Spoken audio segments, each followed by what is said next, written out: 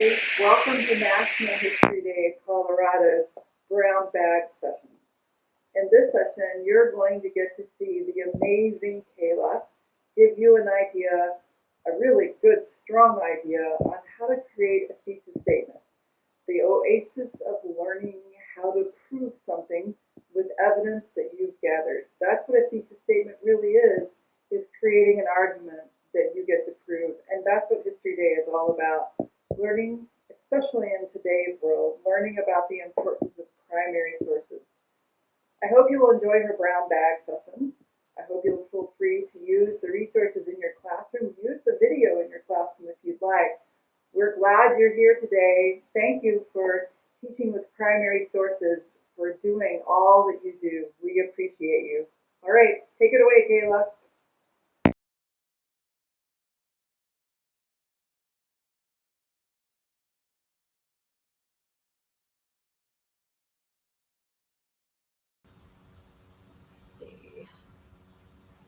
So mastering the thesis statement, we're going to talk a little bit about the steps that you need to craft a really good thesis statement. And we're also going to talk about what a thesis statement is and what a thesis statement is not. And so I just want to point out my email right here. You can always email me about any questions you have. So make sure you write that down. I'll pause right here just for a second so you can write that down. Okay, let's go ahead and get started. So first, before we jump into all the nuts and bolts of a thesis statement, let's talk about what a thesis statement is not. So a thesis statement is not a statement of what you already know. So an example of that might be the sky is blue. We know that. That's kind of factual. That's not what we want to do with a thesis statement. It's not a catch-all statement.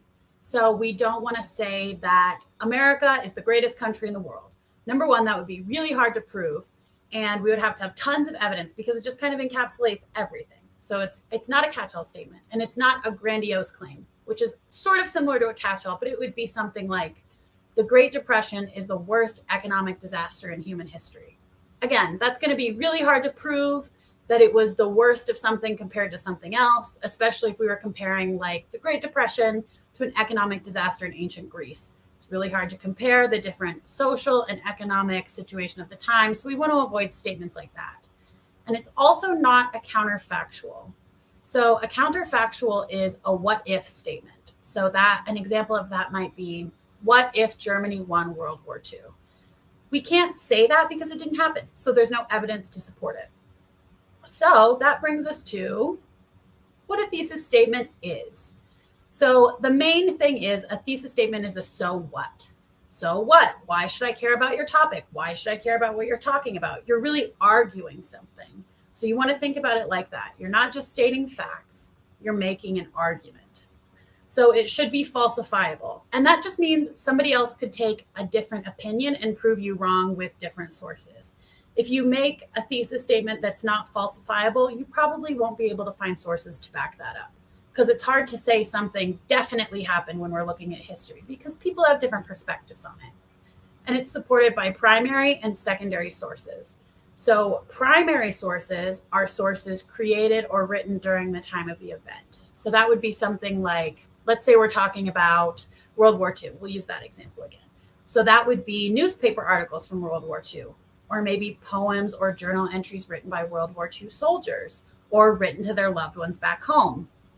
It can be all sorts of things, photographs, paintings, maps of battles or something of that nature. Anything from the time or written or created by somebody who lived through that time or that event is a primary source. So let's say your grandma lived through the Great Depression. She would be a primary source on the Great Depression. And then secondary sources are things that historians have written about a topic. So the project that you're making, the History Day project that you're writing about whatever topic you've chosen, that's going to become a secondary source. You're writing about something historical that happened.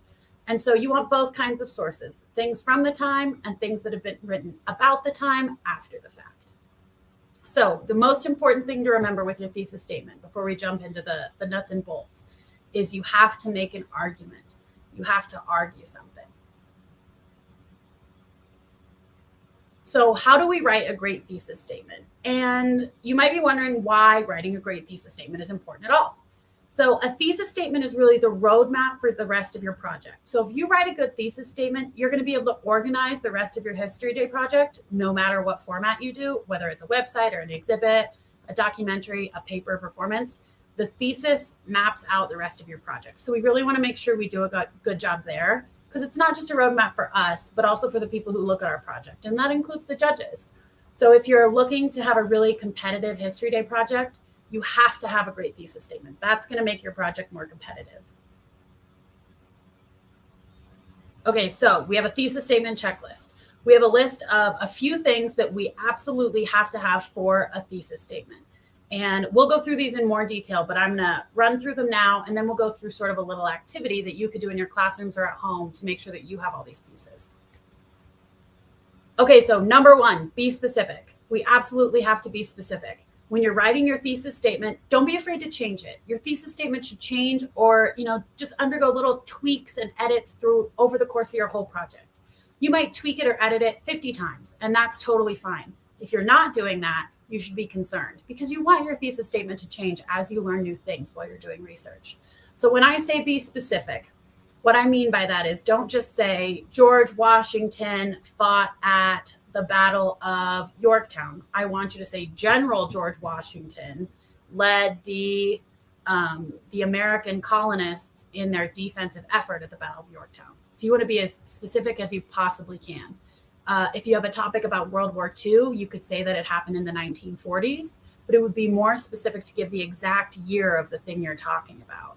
So just be as specific as you absolutely can. Whenever you write a sentence, ask yourself, is that specific enough, or could I add more detail? Your thesis statement is short, and so you want your judges to have as much information that they need to understand without being overwhelmed as they possibly can in the thesis statement. Okay, step 2. We want our thesis statement to have the 5 W's. So that's who, what, when, where, and why, and sometimes how. It depends on the type of topic that you have, and we'll see an example of that later. So just remember the 5 W's: who, what, where, when, why. Who, what, where, when, why. We want to make sure we address all of those characters and actors and questions before we jump into our big meaty argument. And step 3 is our topic. We want to make sure, and if you're addressing the who, what, where, when, and why, you should have no issues addressing your topic. But we want to make sure that we're super specific about what we're talking about in our thesis statement before we jump into all the meat of our project. We want to make sure our judges and our readers know what we're talking about. So if you're talking about, say, the Marshall Plan, and I'll show you an example using that as a topic in a little while, you want to make sure you say the Marshall Plan and address who the major players were with your 5 W's. So that's super important. Step 4, you want to have the theme words in your thesis statement.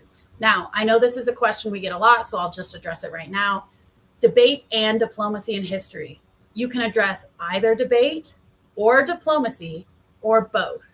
But if you're going to address one or other or both, those theme words need to be in your thesis statement.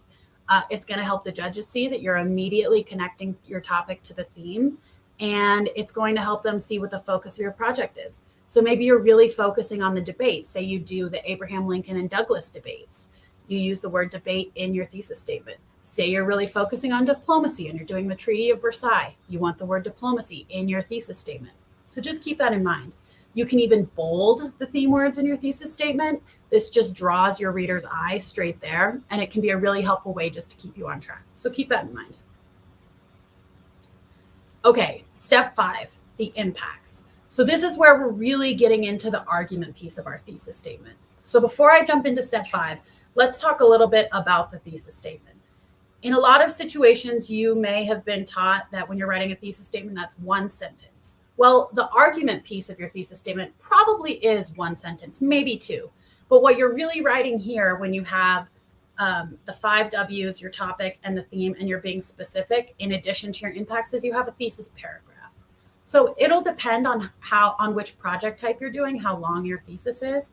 But let's say you're writing a paper. Your thesis paragraph could be 3 to 7 sentences. It just depends on the topic and how much detail you're putting into that thesis statement. And that'll depend on the topic and how you're formulating the rest of your project. For an exhibit, it's probably going to be closer to 2 to 3 sentences because you only get 500 student-generated words on an exhibit. So just keep that in mind. This is going to be more than just a sentence. It's probably going to be, on average, 3 to 5 sentences, closer to a thesis paragraph. The argument piece is probably going to be a single sentence, maybe 2. So the impacts are our argument. And what we're addressing here in step 5 is 2 types of impacts. So the short-term impact, which is what happened directly after the event. So let's use the example of the Treaty of Versailles. Directly after the Treaty of Versailles, Germany had to start paying reparations, and that really had economic consequences in their country. So that's the short-term impact. That happened pretty soon after the event, 5 to 8 years. And the long-term impact, why do we care about that today? Why do we care about that the reparations Germany had to pay for World War I, the war payments, had an impact on their economy? Because it was a direct cause of World War II. And that's something that changed the way the world looks today, geopolitically and economically. So that's why do we care today, the long-term impact. You need both of those in your thesis statement to have an argument. So my argument here would be, because the Treaty of Versailles made Germany pay reparations to the other countries for their acts in the war, it had a negative effect on their economy, which led to World War II. So let's just review before we jump into the worksheet piece of this. So number 1, be specific. Every time we write a thesis statement sentence, part of our thesis statement, we want to make sure we have as much detail as possible. Number 2, we want our 5 W's: who, what, where, when, and why. Number 3, we want to make sure that we've been specific about what our topic is when we're writing that thesis statement. Number 4, we want to make sure we use the theme words. Remember, this year it's debate and diplomacy. You don't have to address debate and diplomacy. You can choose one or the other. You can choose both. And step 5 is the argument part of our thesis, the impacts, short-term and long-term. You can also address in the other parts of your project, in the long-term impact section, in the conclusion section, you can say that there were other impacts of whatever your topic is as well. But the ones you put in your thesis, those need to be the focus of your project, okay? Okay, so I'm just gonna get out of my presentation. We're gonna see how this applies in sort of a worksheet format that you can get off of the website at nationalhistorydayincolorado.org, and that you can do yourself in your classroom or at home. So let's first look at this thesis statement checklist here. Make this a little bigger. Okay, so we have talked through all of these things in our slideshow, the pieces of our thesis that we need. So the 5 W's, right? Who is involved? What is the person's nationality and profession? Who are the major players? Are there 2 sides involved? Be specific. Remember, that's another one of our important steps. What? What happened? Address the specifics of your narrowed topic. Be specific. Where? Where did this take place? In the US? In the global political arena? Be specific. You notice a theme here? I'm super serious about being specific. It's really important. When? What year did your topic take place? During what important eras? For example, did your event occur during World War I, the Vietnam War? Be specific. Why? Why did this happen? Were there economic or political tensions? Were there issues regarding equality? Be specific. All right, I'm going to scroll down a little bit. So we've talked about being specific. We've talked about our 5 W's. Now we're going to get into the theme before we look at the topic. So the theme is debate and diplomacy. Like I said before, make sure you use the theme words in your thesis. You can bold them, you can underline them, you can italicize them, draw the eye to them.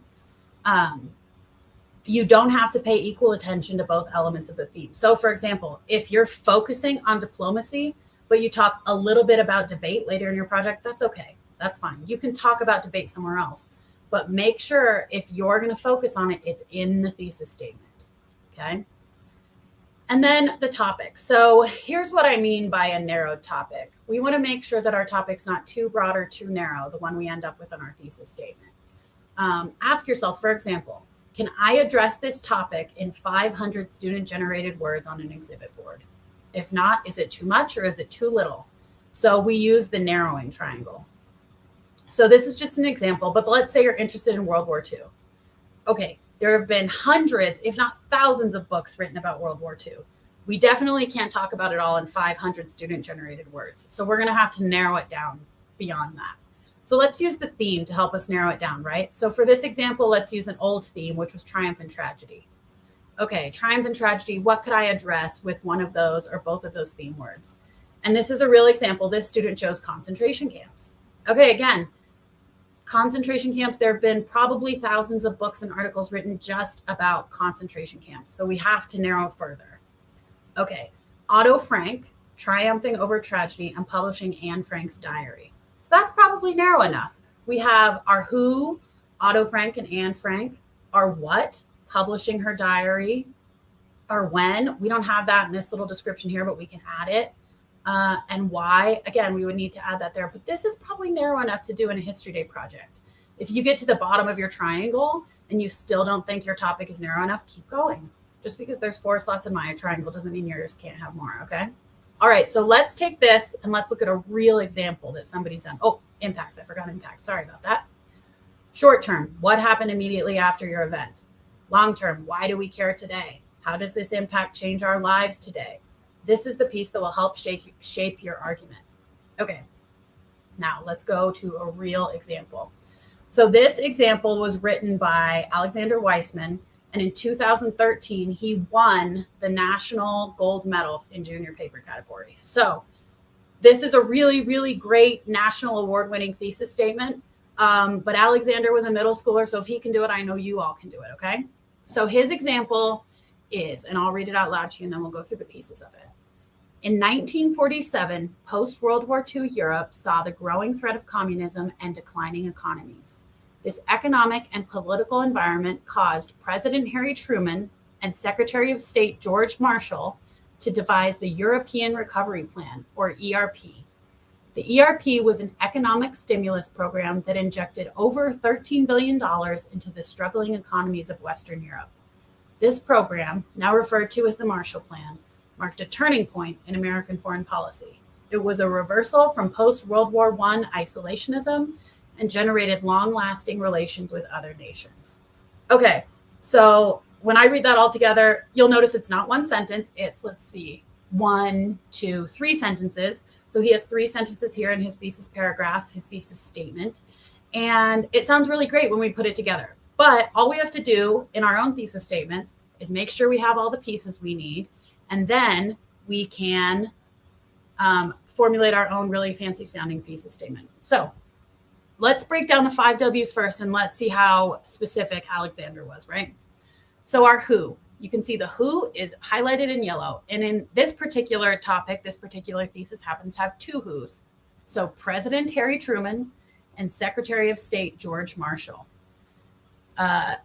You'll notice how he doesn't just say Harry Truman or George Marshall. He gives the titles of who those people were. So we have a better understanding of why they were involved in this event, right?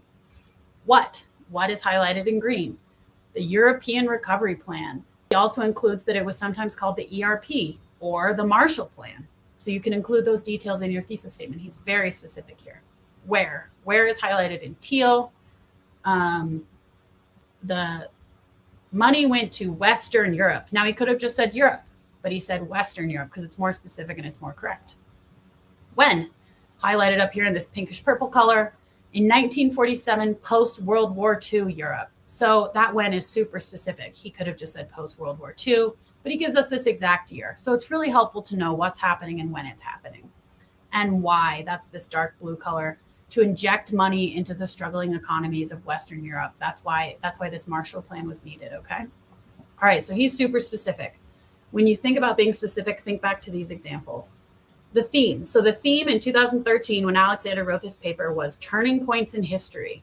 And so you can see up here in italics, turning point. He says this program, now referred to as the Marshall Plan, marked a turning point in American foreign policy. So I believe in his original thesis, he actually did bold it, but I italicized it here so you could see it. So just keep that in mind. And then the topic. This is how Alexander narrowed down his topic, okay? So his interest was post-World War II. He was interested in a lot of different things that happened after World War II. And so we used the theme to start narrowing that. Okay, what's a turning point that happened after World War II that we could start thinking about? And he was really interested in economics and what happened economically after World War II.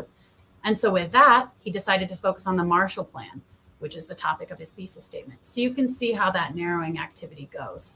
Okay, so we've addressed being specific. We've addressed our 5 W's, the theme, and the topic. So now we have impacts, which impacts are what part of our thesis?